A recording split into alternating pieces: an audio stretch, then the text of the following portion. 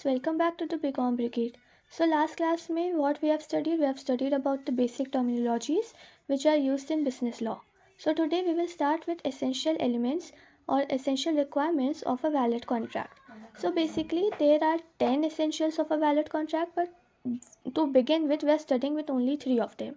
So first, in order to form a contract, there must be two parties. That is, there must be existence of two parties. And what are those parties? The promisor and the promisee. The acceptor and the acceptee. The offerer and the offeree, or proposer and the proposee. Secondly, the existence of an agreement. An agreement is what? An agreement, as you can see, offer plus acceptance. Agreement, every promise and every set of promises forming the consideration for each other is an agreement.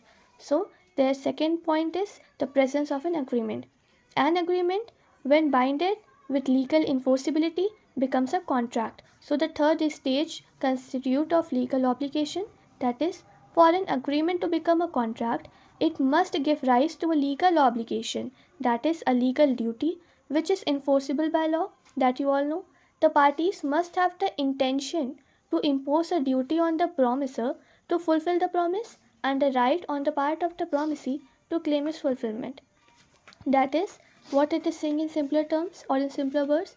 That is, there should be an intention. Both the parties should have an intention to impose a duty on the promiser. The promiser must have a duty to fulfill his promise or the offer which he has made, and it should be on the part of the promisee. It is his right to claim the fulfillment. The promise which the promiser has promised him to perform the contract, that the promisee has to claim for his fulfillment. He has that right, that if for example, Mr. X has promised to sell his car to Mr. Y.